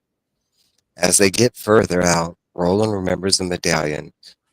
Jenna explains she grabbed it during the commotion, retrieving it and hands it to Roland while it burns her. Roland truly sees that he can trust Jenna at this point with this action being done. The move into the town that they move into the town and are greeted by three sisters, Michelle, Tamara, and Louise. But Roland and Jenna, using the dark bells and his guns, keep them at bay. They press forward. Mary appears, and as she appears, she flies in. At this point, she's only like half a person kind of thing. We don't even see her legs. It's just, she's more apparition kind of thing. Um, let's see, where was it? Yeah, that's pretty much her there. Yeah, we get to talk about. Okay, so they keep him at bay. Okay, she flies in, explains Jenna is so far away from town, from the tent, to summon the doctors that they can't really be effective. Roland's guns not being blessed, they basically both have no power. Words are said between Jenna and Mary. Jenna eventually uses the bells to summon a stray dog from town that we saw earlier on. Um, this dog being blessed, it having a cross, a crucified part of its underbelly looks like a cross mixed in with its fur. The dog decapitates Mary, and Roland and Jenna continue on. They make it about 5 miles out, and then they stop and rest. They talk of calm, and the sisters eventually they Roland does kiss her, and they do make out. Roland passes out, dreams of the tower and walking with the dog. Hears screams, and when he wakes, Jenna is gone, merged with the Camtam. Roland walks forward to the town of Tol. There's part of the story I didn't mention, but with Jenna taking the dark bells and using them, she enacted this. I forget what they call it. What it's this. She damned herself. It was part of a curse, and within that curse, like it literally like turned her body. She became one with the Camtams. Like at the end of the story, Roland wakes and he sees her clothes there, but her physical body is gone. But around her in the grass and the reeds is a bunch of Camtams that aren't possible to be that far away from where the other sisters are. So that's Jenna. And then it's kind of said like throughout, like as he's going to toll, and if you go back to the gunslinger, that he does mention he can hear crickets, kind of thing. It is kind of a callback to the first. Um, so we get Dark Bells Part 3. Bertrand stands over a semi burial mound. It's about 20 some odd men killed off and also drained of life. Sifting through the remains, he discovers most of the bodies being miners. Also, that this is no mere monster anymore, that it has intelligence because it hid the bodies basically. Plans to find the sisters and requests that they leave, deeming it too dangerous for them to be around due to the monster. Alejandra awakes bound but not gagged. Her abbot and bells are gone. She hears horse hooves and prays Bertrand. Bertrand, no, and yeah, and she basically prays. And then at this time, she's basically praying for like damnation and the whole town to be set afire and herself to be set afire. Um, Bertrand makes it inside to find a ton of miners there in a comatose state. They're wrapped up like the spiders in the hospital bed, kind of thing. He does find Jesse and explains that the evil came from the temple, Sister Mary being the first of that evil. Explains now days have passed and the only reason he is alive is because he had the crucifix. Bertrand gets Jess on his horse and tells him to go to the next town over. Jesse gives Bert the cross. Bert heads to the Hachi, which is the temple. I haven't used that terminology, but that's one of the terms they use for it. He finds Alejandra and unties her, slicing his finger in the process. Bert carries her 15 wheels away on foot. He rests and she feeds from his wound. The kiss and they kiss and secretly she removes his cross. They sleep in the cave and are awakened by the sisters. They caught Jess. They kind of just throw Jess on the floor right there. Mary attempts to bribe Alejandra, but she uses the cross, burning Mary's face. She kills Jess to keep the other sisters busy, burns the cross to her forehead, and demands Bertrand flee. Bertrand returns with the posse. They burn the temple, the sisters' tent, but never find signs of the sister. They basically leave. Bertrand goes back to Gilead. Months later, in a tent, Alejandra, now pregnant, takes the dark bells and leaves the other sisters. And that, oh, Hmm. sorry about that. And that brings us back to the end of the Little Sisters of Eluria. So Great series. yeah, it was fantastic. Most of my questions are going to come from this short story. So my first question goes into the almighty gunslinger that we get to learn a little more about in the story, Mr. Bertrand Allgood, who is it Yeah. like the great great great great grandfather of Cuthbert Allgood, right? Yep. And my question goes into how much of a dumbass could this guy be? I mean, so he rescues this boy, right? And he puts him on a horse He sends him away. with the one with the and the boy The gives one. him the one weapon, which we do find out like that the sisters catch him instantly. He doesn't even make it out of town. Yeah. Like he ends up giving him the one horse that he ultimately and in the story for context it says he traveled 15 wheels and for those that forgot we got a context of what wheels are to miles and it's basically Distance. 1.5 miles like so he went like 15, yeah, I mean carrying Alejandra like now I have to imagine she probably wasn't that heavy because she had already been turned as we learned during the story they kind you know that at the point when she was praying for like the fire to be burned I think she knew she was already turned because we learned that a little before we get the whole like licking of the blood thing but do you think this was done on purpose that he just looks like this because the first two parts of the story, Bertrand Allgood comes out like very competent. He's doing detective work. He's the one that's finding out about the sisters. Yep. But then we get to Yep. the whole rescue, and he's just one not really equipped to deal with this. But like he makes some of the worst decisions. Like he just grabs this girl, doesn't inspect her at all. Like he would have kind of like if he would have paid attention to her a little bit, kind of maybe seen some signs, maybe that there was a massive trail of bugs following him because she's wearing the dark, no, no, no. She didn't have the dark bells at that time, but still, he should have noticed some things. What are your thoughts on Yes, he this? should. He should have noticed those things, but I guess the only way we could chalk it up to is he was rattled. He was rattled to his core by running across vampires, and he was ill-equipped to deal with them. He didn't know what the hell he was looking at. I mean, I know he talked a little bit about they knew the creatures from the Prim, right? But He I don't think he'd mentions ever like come across. twice about the bloodsuckers that they had come across Yes. like monsters that drain people of their blood.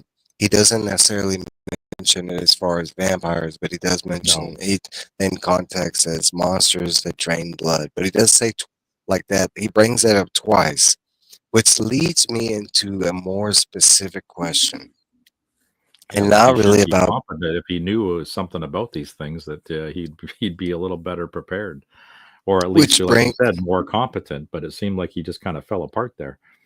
which brings me to a better question, and maybe like it's a hindrance of the whole like it puts like a big question mark on some things. But how come at this point and further points in the story, why do none of our gunslingers have any kind of like metal against these kind of things? I mean, they have massive knowledge on demons, but they have no real defense against them. Or, but they had, They have the you know, training on that, yes, specifically on the mystical stuff, right?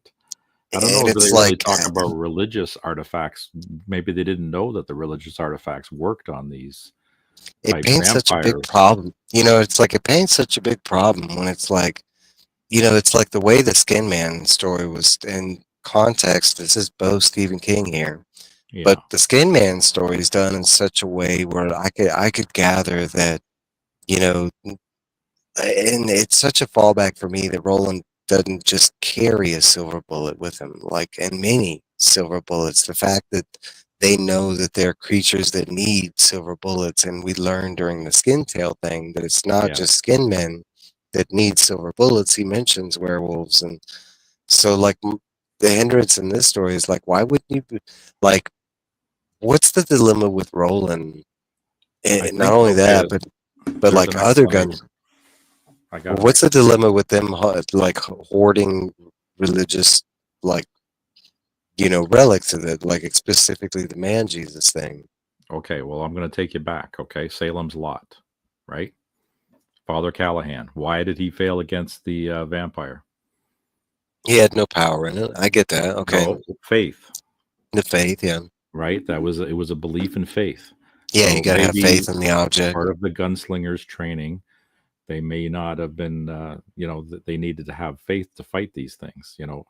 I know that the story has some plot holes there where they're just showing those symbols, and the symbols are hurting them and burning them, and they can't touch them. But the only way Yeah, they really had power is if you had faith. I know the one kid did, but Roland did not. and it still hurt Jenna when she touched it both times. Exactly. Like the thing That's was why, blessed, right? They talked about it being blessed. Maybe that was a different type of okay, so that artifact.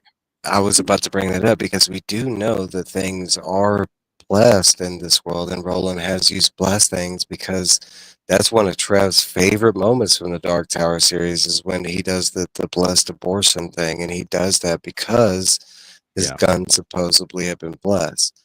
Now I could get that, like, that happens after that, but that's told. That's right before this, so why wouldn't his gun now granted, he never fires his guns at the sisters, At the sisters, no. so we don't know if they wouldn't have worked or would have. It's just told throughout the story that they wouldn't have, and Roland's just led to believe that, which I find it really weird that Roland wouldn't have at least tried to peg one of them to see if they were telling the truth. Every time he ran into Walter, even though he knew He he doesn't couldn't shoot him, shoot him. he He still still did it shot at him. anyway. Exactly. He Yeah. doesn't trust that shit. Maybe it's Uh, because he's still younger here and he's still trusting. Right. But again, we've seen that they're making questionable decisions, and then maybe it's more realistic because in the heat of the moment, you might not make the best of decisions, but you make the what you think are the best decisions at the time, like what Allgood did to send the kid back. That was I just want to say that's the best like explanation is this does come off as a real world situation. You know, if like a cop was reading this off as what happened beat for beat during like a fight altercation, it does read like that in a real world sense because in a story written sense, you're able to like think and come up with explanations and stuff like that. But in a present sense of time situation, people do weird things because I've been in some real world things and seen some yeah. people do some So things. have I'm like, I. what are you doing? And You I've know, made questionable calls myself that I thought back and I y- go, Jesus, why the hell did I make that call? I should have I done can this and attest this the and this same. because so they're making Steven's making the story more realistic. Mhm.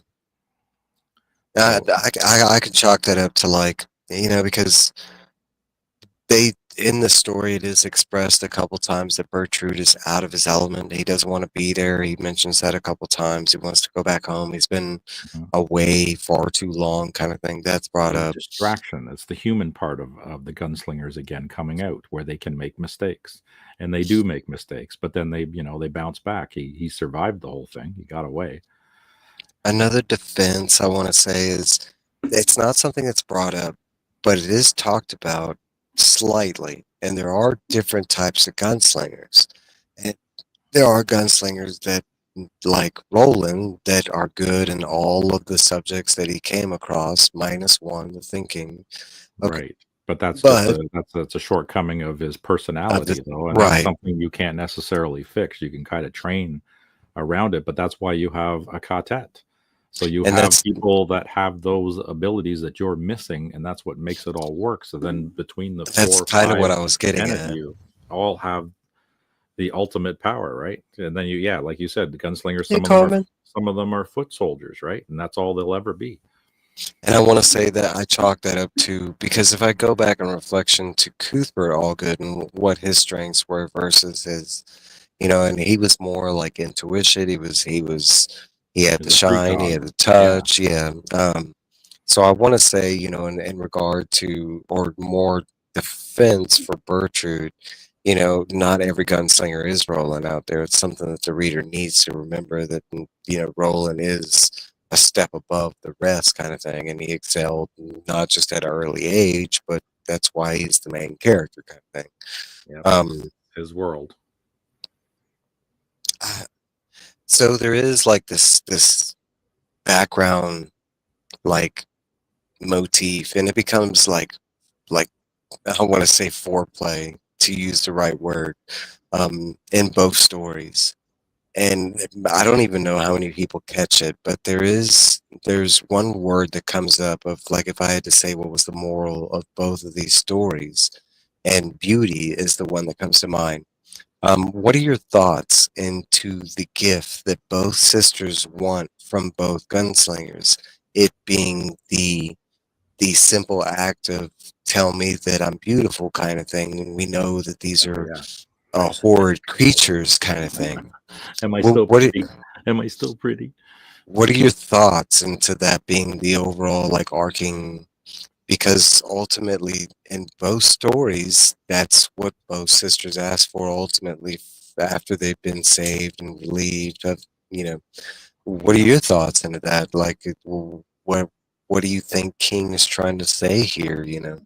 Especially because in this story, to put it in context, is a story about vampires, and ultimately we learn one of these vampires is not like the others. That there are good monsters out there, and that's ultimately how Roland's saved, kind of thing. Yeah. Well, So we just got lucky that she still had her humanity. She had slowly being turned, but it's obviously it's a process, right? These are different types of vampires where, when you get you what she said, she partook of the feasting, mhm, right? mhm. But how she got turned in the first place, there's got to be there's a whole procedure that we don't know about. And she still had her humanity. So obviously, these undead ones, though, they were stripped of all that, and they don't care about any of that anymore, other than the feeding. That's their big focus now, and it's unfortunate. And I think what King's trying to show is what happens over a long period of time. There's always a price to be paid for everything, including immortality. So immortality, you have to give up something, and it turns out it's your humanity, your soul. The only thing that you have, the drive that's left, is just to feast. And I mean, look at their world. It's all ugly. They had to put a glam on it just to show, Yeah, to make to it lure appealing. people in, right? So Mhm. Then you get into the whole like how indifferent they were from the gunslingers, though. Yes, they had different morals, morality, but they at one time were aligned right next to them, right? If gunslingers were the damage dealers and these women were the healers. yeah, In reflection, retrospect, when we get to the end of their story, one of the things that they were so vague and concerning themselves are was the dimple, and they had a huge pride thing in the end. Like the way they hurt Alejandra in the story was they took off her, like, just the top part of her nunnery, her what is it called, oh yeah, it was a habit, but I think they called it yeah, something. the habit, the imple and the habit. And Temple. that Yeah, the I think this part of the habit is called the imple. It's spelled like AIMPL, something yeah, like I that. think you got those things correct about it. Yeah, and she almost felt naked without it. It's like Mhm. people with the hijab and And wearing even in the her, burqa and like, all that, they feel naked without it, and stripping that off of them is a term of disrespect, right? So it's almost like another torture thing, because when she woke up and she was more horrified that she didn't have her habit on than anything, right? They kind of yeah, explained that. it goes into the whole, like, her being humiliated, like, even though no Yeah, one was there, didn't and matter. like, yeah, like, especially because the way Bertrand comes in and he sees her, and her first reflection is like she wants to burn inside, because the way what he can see, kind of thing, and all he sees is the thing of beauty, which is, at this time, it's kind of an amazing thing because she is a turned vampire at this time. Yeah. The I always envision, and I don't know about you, but do you believe at this time, because she was turned, was he already being glammed? Um, in retrospect, think about it. Like, she wouldn't have had control of her human side, but the glam might have, like she wouldn't have been able to flip back and forth. Her being just turned, and during her Yeah. story parts, she already had the hunger, and she had, like, that's why she was like damning herself. Throughout the Bertrand story, he just mentions her as beautiful and this and that. It reflects to Roland's story with Jenna. I always go back and like think, did Roland ever see Jenna the true way she was supposed to be seen, like the way the other sisters were? And Right. because Roland was like denying that truth, that part of the glam held all the way up until the Cam Tams. I I I want to kind believe that it takes a long time for them to turn, like maybe decades or so before you're fully turned into one of those whatever the crone things. But like you said, they've been around for 10,000 years. So they've decayed over that time into these monsters. Like whatever demon was imprisoned in them is now coming forth almost all the time. And they have to put a glam up. So maybe it takes time. Well, that's what I like to believe, that it just takes time for them to fully. And so that really was her. It wasn't a glam. So And while she we maybe got, had the fangs and stuff, and she could have the fangs come out and feast, but her face and all that hadn't turned to the hags yet because she wasn't that old. She I was can still go with that, young. especially with Jenna and both Alejandra, because Alejandra had recently been turned. But my contradiction to that part in the short story is the sisters get turned, and they all, it's around that same time frame, and they Yeah. do have the needle Yeah, teeth. but I'm thinking that the original sisters, they were, however they were turned, they were like given a demon or something inside them to make them that much more powerful. That's why they're different. But when they turn somebody else, that's where it differs. They're the OGs, and then anything under them is like your type two, type three, type ones, type twos. I can go with that. I can go with that. So I had one, like kind of one and a half. I'm waiting on one because there's such a big like, what do they call it? There's such a pink elephant at the end of the Yeah, story. yeah. Um, you want to go there now? I mean, we still got like 25 minutes. I don't know. Let me Whatever think. you want to do, man. I had something else that and then we started talking about something else. No, but I want to say a big part of the story is like, especially when we learned more about the sisters, it's pride, and you know, the whole like the idea of like them keeping up the appearance of the sisters and them moving from town to town is kind of a scary thought. It Like is something perfect that's disguise though too, but it's perverted yeah. from what they were supposed to be doing. And it's funny how they still heal people up and then feast on them. They want them in perfect condition when they when they kill them.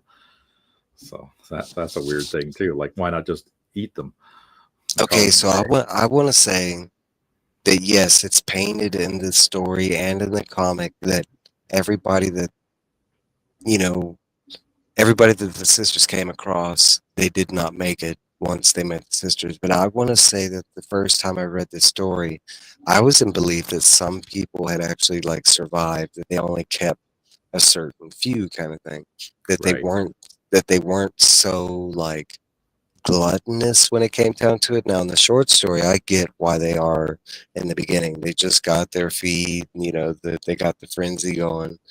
But I want to say I want to say like they like in the short story. I don't know about you, okay? So when it comes to Abraham, and I wish Naaman was here because there's a lot of like religious undertones throughout Yeah. this whole story. Especially when it comes to Abraham, John, and Jesse, and their last name being Norris. That there's a lot of religious like you could point your fingers Yeah, at I stuff, know. but He threw a lot of it in there.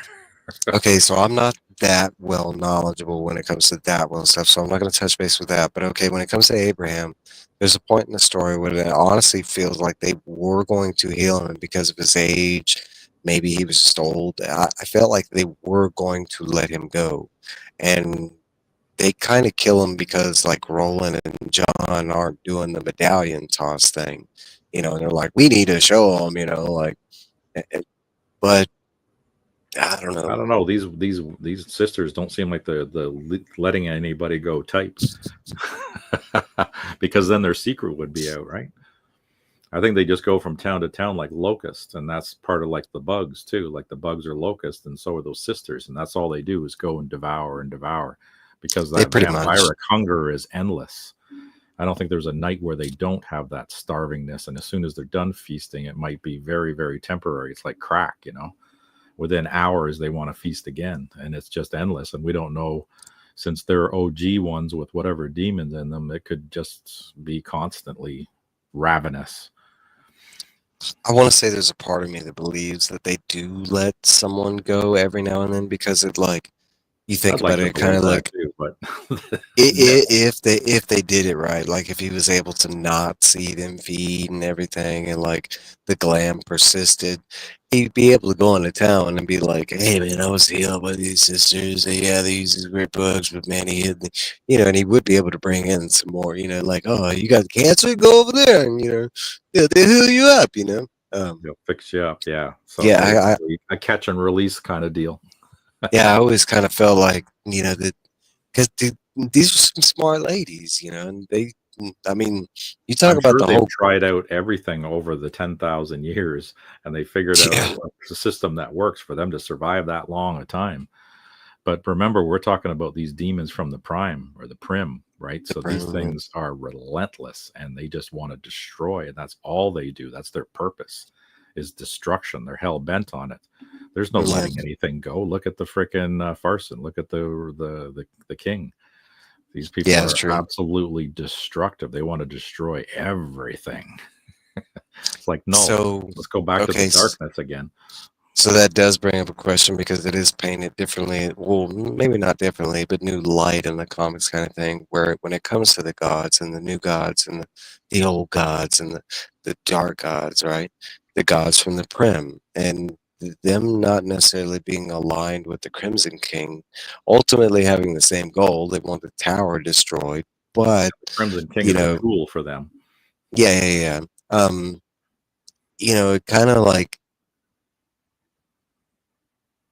Nah, I don't know where I was going. I was gonna say something towards the sisters, and I was like, okay, so when it comes to Losing the the thought. sisters, Sorry, we're going off on a no, well, I was gonna, not really losing the thought, just don't know if I wanted to go there. So we do know with the sisters is talk. Talk is specifically in desperation, the way it works with talk when he infests a regular person, they kind of like, it's almost like Venom in the symbiote situation, where if they're not specifically compatible, their body just like decays in a couple of hours and falls off and dies. One of the questions I had, and you have to know knowledge from desperation to answer this, but it's kind of the way I explained it. Basically, talk infuses someone the same way he does with the sisters here, but generally they kind of die off in a couple hours. My question is, why are the sisters specific? why they survived it. Yeah, like why aren't they Why don't they just die off too? yeah, like other people are and stuff like that? Why? Because again, Stephen Well, King they did had write the both of malice, they these had the stories. darkness to them. They all had that greed. So maybe that's what it took. You needed somebody that was aligned with you. So obviously these chicks were, because remember they had that envy over that young one, and Yeah, she and talk. was the leader of the group, right? Hey, brother Joe, thanks for stopping by. Yeah, I No, don't but know if I know you, but I've seen you before. Okay, right on, brother Joe. you do know me, brother Joe.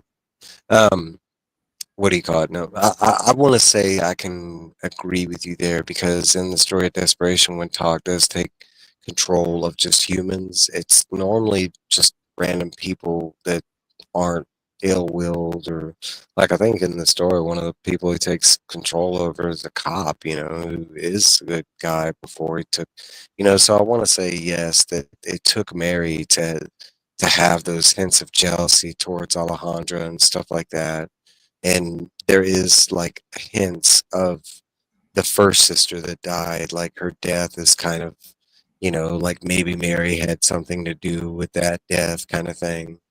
Um, so I want to say maybe something like that, and just the other sisters and their like willingness to follow Mary, like, oh, you got these powers? Oh, and you eating people? Let's do it. I'm game, We're following and you. And then she yep. spoke on their behalf and said, "All right, these chicks are with me, so we're gonna make us all the same."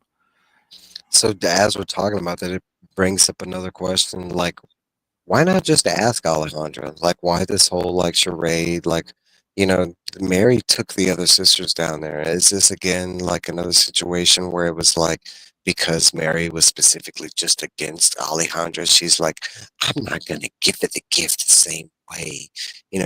Why not just take her down there like the other sisters kind of thing? Because it wouldn't have worked on her because she still had her faith. She was good. It would have just they would have just killed her outright. I'm thinking that's it because there's some people that can just resist it. I'm waiting for it because what have we been missing this whole story? Any evidence of the white, right? Yeah, And we've got the I'd have, opposite. And she is the opposite. yeah, I'd have to say that's the whole sum of like, especially when it comes to Jenna specifically, and it comes to Alejandro specifically. That's the one tide that's different. Is they're either just purely of the white or they're being assisted by the white. Because the way Jenna talks about her past and she's done the devour, she's taken in the blood, she's been bad. So why all of a sudden the turn kind of thing? The And that same also thing. makes me think of another thing with why Stephen King did this in the first place. You can have people that are in religious positions and you think that they should be good, but they could actually be evil, yet still wear those religious garbs. And we've seen that with the Catholic Church many times over the years, them getting into a lot of trouble with a lot of bullshit, right? And that just shows you that evil men can be part of a religious group. And just And to be fair to all religions around the world, they've all had their issues, not just absolutely. Catholic, Christian, or Every it, single freaking organized religion. Look at these fanatics that start war. Well, my God's better than your God. And that's essentially how wars have begun over the centuries here on this world. people Just, be people. I mean, just because they put on some new clothes, and yep. claim to, Start waving a book um, around saying this book's better than your book. yeah, sad to say. But yes, I will say that is the one small contrition that's in the background because it is brought up in very small doses in the story. I don't know if Stephen King necessarily had designed the concept of white at this time. Maybe if he had, it would have been more prevalent, but I don't think it needs to be there. I think the elements are right there in your face with Jenna and Alejandra.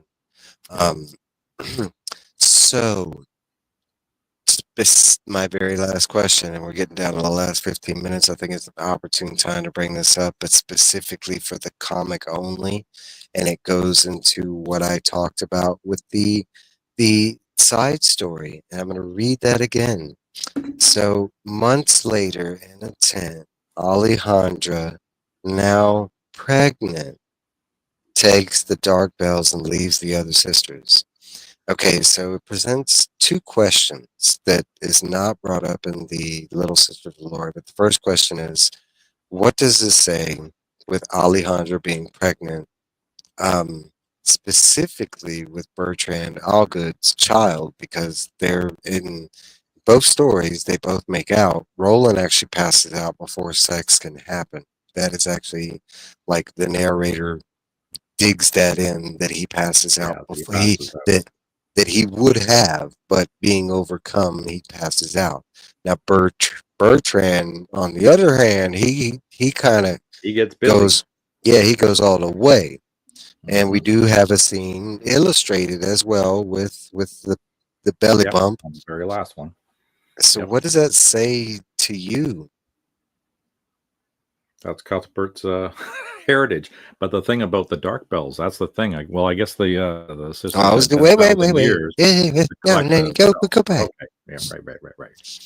Wait, that's the next question. No, Right. first we're going to talk about this pregnancy because, eh, is this Cuthbert all good? Are you thinking that? Or I was kind of thinking maybe it was Jenna, but Jenna somehow being related to Cuthbert all good. Oh yeah, that could be down the line too, right? Who knows? We're And, talking a long time away from that one, from that moment, 10,000 years or whatever. So it's going to be many generations. I'll check that out, Carl. I do forget about people's community page. Um, okay, so What do I you want to think? say I want to say that's how it leads up to me that this could be a hint that this is Jenna because I don't know if this story strand, and it's really weird to throw this story strand in there, like with the pregnant, because we do know the sisters continue, but as far as the story goes, the five predominant sisters that are in the beginning story are the same five predominant sisters in the last story except Jenna. Jenna's the new one. So my thoughts were this was Jenna, but the fact that this was like all good, kind of baby, like maybe this was all, technically Cuthbert's sister kind of thing, like half sister, or however you want to put the terminology. But Sister from another mother. I don't want to take away that this is Jenna's power of the white kind of thing, but it also could be another twinner situation where we never saw Cuthbert's twinner, and then in fact being of specific relation. I think it paints like a fun part of this picture. It does. I like that. Another kind of issue, and you were going there. My second question is she takes the dark bells and leaves. The sisters stay there and they're still doing their tent thing. Well, they moved So, around. well, yeah, and we We know know they that they're, moved. yeah, they mentioned in the side story that that this is like, months later because of the belly bump, and they've still been doing the tent thing, going from town to town. So, how do the dark bells come back to the sisters if Jenna took them and left and had this baby? That's an I mean, untold story. not Jenna, Alejandro. Um, Alejandro, yeah. and why do this now? As far as I know, this is not answered. Like as far as I know, we don't. This is not like a strand that I'd have to double check. But as far as I know, this does not get answered. But like, No. why, Why say why? that they were taken away? Just say she kept them with them. Yeah, like why I paint don't know. this at the end of the story? Like the only thing that I can come up with is if that's Jenna, the It's an oversight. baby. If the only thing that I can remember, okay, because let's go back in context. We do know that Jenna has this thing with her mother, that she was a sister at one time, and her mother made some sacrifice. This does relay into Alejandra, like that Alejandra could be her mother, and she made some sacrifice, like against the sisters, because Alejandra is against the sisters. So the only thing I can think of is like during the sacrifice, Jenna was given the bells, and that's how they come back to the sisters. Yep. Or Alejandra was partially turned, and then the baby is cursed, and then their whole lineage, all the way down the line on that side, is all cursed to eventually turn. I don't know. And then they have to keep going back to the sisters because that's the only way they'll ever get sustenance, right? Unless they try to strike out on their own. But if they strike out on their own, they're eventually going to get caught and killed. It seems to be So only being in the group. So they might have to keep making dark deals with the sisters over and over, generation after generation. And yeah, then the dark bells can kind of go in with that too, because they can still use those dark bells. So they might have yeah, struck up some kind of deal. I don't know. interesting. It's just another thread that could be pulled on that one, but that's another story that they've left out that they could fill in. Jenna's Alejandra's Alejandra. Um, I want to say that's how it lines up for me, even though the story did not say that. I don't know why. Like, I guess maybe she just let us come to that, but I want to say that's Jenna and Alejandra, and that's like we don't know what happens during the time she leaves. Like, okay, so that's my question. If using this terminology, that's Jenna and pregnant, Alejandra and Alejandra leaves. She takes the dark bells. We don't know how long she leaves for or whatever. Maybe she has the baby. We do know that Jenna is brought to the sisters. We don't know at what age, but I want to assume it wasn't at birth, kind of thing. So with all this like knowledge, what could the sacrifice have been that Alejandro would have made for Jenna? Because that's brought up like 3 times. Like, don't make the same fault as Yeah, your mother. yeah. And then the time frame doesn't fit, right? Because we're talking tens of Ten thousands, thousand thousands years, of yeah. years later. So there must have been some kind of time portal thing to shoot forward to. Or Jenna was just born Yeah, like, just longevity. Yeah, they could have yeah. just had that longevity. That's like, even though the sisters were given that power by tack and everything, and like we do know, well, okay, we don't know that. We don't know that they can turn anybody. We Oh, we assume that don't. We just Jenna, assume they can. Yeah. yeah, we assume that Jenna was turned, but we don't know that. So maybe Jenna was physically born that way, and that could explain the time difference because we are talking 10,000 years. That's a long time. Yeah, And you get bored uh, after a while. That okay, so that's another interesting small story thread that could be in a Stephen King short story. Alejandro's tale, what happened in World 10,000 building, years. right? What happened? How Yeah. did she get to modern times? Is it just lineage, or is Jenna actually her kid 10,000 years later, and she lived all that time? I want to say I can line it up with that way, but the book kind of painted a different picture. Like when you read the short story, it doesn't really sound like that. Thanks, Trev. Good night. Take care, Trev. Um, I want to say after the short story and stuff like that, maybe that's why we got the short story. I know the explanation is that Robin wanted to do the origin of the Dark Bells and the origin of the sister. I don't really know if we really got the origin of either. Like, we did get the origin of the sisterhoods, but the Dark Bells, they just existed when the story started. Yeah, exactly. We don't know It's enough like about them, why they work, and who created them in the first place. And yeah, why they're connected to the Cam Tams. there's And a whole story there that's missing. And where the hell do those Cam Tam come from? Obviously, another one of the universes or something. And why are they here? And so I want, why do they agree to do this? well, okay, so I want to paint another picture because this isn't the only Cam Tams we run into. And the other Cam Tams we run into are not friendly healer bugs. They're Oh, vampiric, like monstrous looking beetle yeah. bugs. And the Billy Um, Bumblers like to eat them. So there's so obviously, what? again, the good side and the dark side, right? The the the, the white and the dark, I want to say or the that red. it's, yeah, white and red. I want to say that there's two versions or whatever, and because it kind of does line up. We do see two different versions of werewolves in different stories. We Yeah, do we have the good see ones and we got the evil ones, right? The evil ones. unwinter. Yeah, yeah, yeah. I'm gonna line it up to that. Hold on one sec. Yeah, well, that does make more sense because I mean that's the whole premise of this entire story is the good and the evil, the dark and the light. And we have opposites of every single thing, including the guardians, because in the tunnels, I mean, that's one of the things they talked about in there. They had the evil versions of the guardians all inside that mine shaft that those guys uncovered, which is something we That don't really talk about.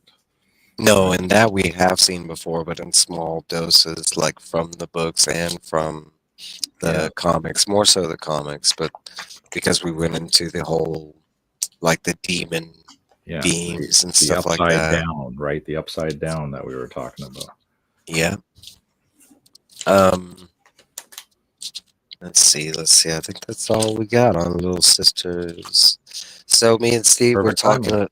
Yeah, and I think that we have come to the impasse of the comics. I think as far as we can tell, this is all the new and separate content that is different from the novels. I'm going to do a little more research just to be sure, but if there's not substantial content as far as the arcs of the comics continue, we are not going to proceed with the comics, and we are going at this point. We're going to do a Dark Tower related novel that we haven't touched base on, because there are still quite a few out there that we have not read.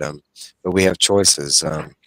But for the next episode in 2 weeks, that's what it will be touching base on, because at this point, with Little Sisters of Eluria done, that's pretty much the main beat of the Dark Tower. We did all, we done 8 books and then Little Sister, and in my eyes, that those are the main, everything else is just Dark Tower related kind of thing. It's all canon, but So fell Lord Perth might be one to peruse oh, we might do because that. We might do those two, the evil that grounds, one's got and a little bit of backstory on that character.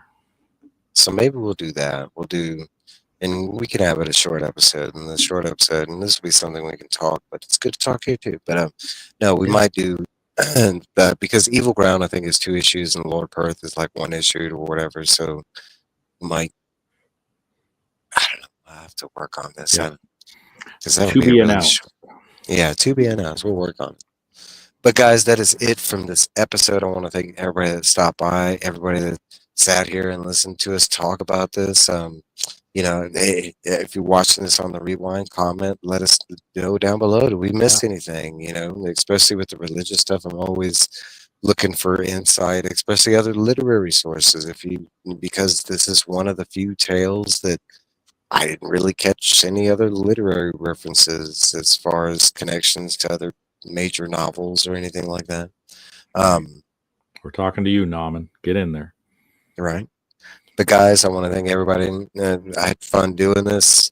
Another episode of Walk Along the Beam. I will see you guys later. Thank you, Steve. Yeah.